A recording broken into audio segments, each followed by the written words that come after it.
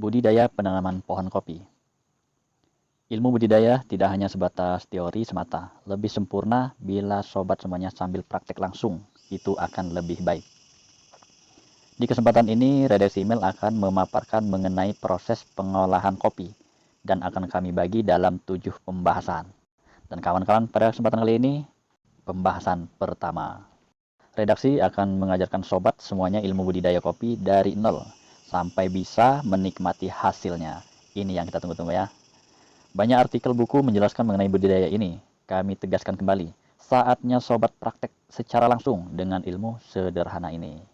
Bagaimana cara mengawalinya? Seperti apa bibit yang disediakan? Lahan luas atau tidak? Di sini akan kami jelaskan satu persatu secara detail. Bagaimana cara mengawalinya? Poin pertama yaitu persiapan lahan tanah. Bila sobat tidak ada lahan tanah, itu percuma saja ya belajar budidaya kopi. Dan apabila kawan punya lahan, nah itu lebih sempurna. Tidak perlu luas dan juga tidak perlu lebar untuk budidaya tanaman kopi ini. Apabila sobat memiliki lahan masih hutan atau belukar, harus ditebas terlebih dahulu, dibersihkan terlebih dahulu. Sambil sobat membersihkan lahan, alangkah baiknya mempersiapkan bahan bibit kopi. Bagaimana caranya? Akan dijelaskan di poin ketiga. Lahan kopi tidak terlalu lebar, cukup 10 kali 20 persegi, bisa juga 20 kali 40, lebih bagus, ataupun 1 hektar lahan akan lebih bagus sekali. Perhitungan lahan 1 hektar membutuhkan 2.500 batang dengan jarak tanam 2,5 meter persegi. Penelitian redaksi email, budidaya pohon kopi itu sangat mudah ya. Bahkan petani paling santai karena hasil panen buah kopi 1 tahun sekali. Perawatannya pun mudah. Lahan tanah bisa tumpang sari dengan tanaman lain. Bila sobat sudah mempersiapkan lahan, lanjut ke poin berikutnya. Poin yang kedua, persiapkan alat. Alat dalam membantu budidaya kopi ini antara lain cangkul atau pacul, golok. Alat tersebut bisa sobat cari di toko-toko terdekat.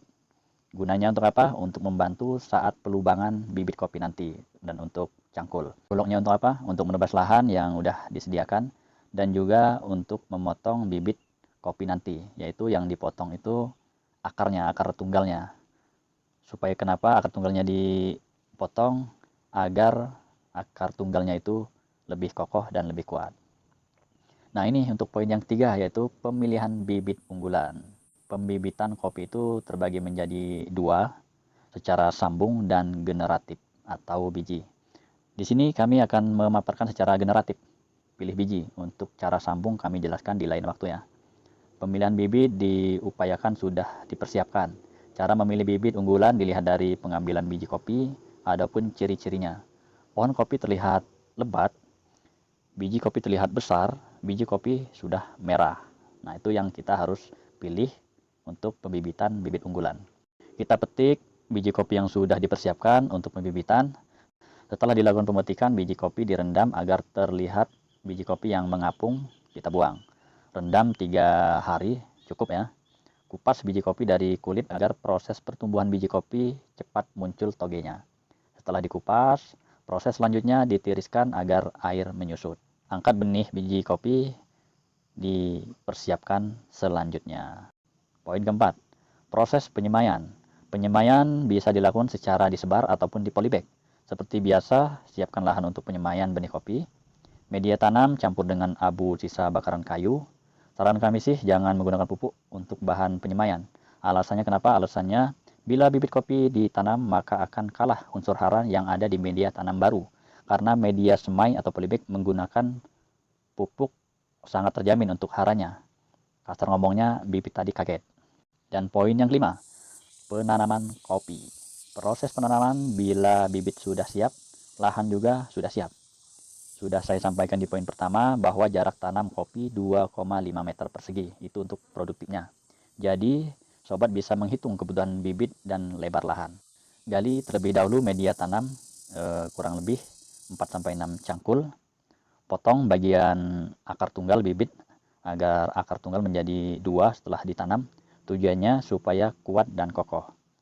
Lihat karakter tanah, bila subur jangan ditambah pupuk. Bila sudah subur, tambahkan bekas bakaran pohon atau abu, itu lebih bagus. Penanaman lebih bagus dilakukan sore hari.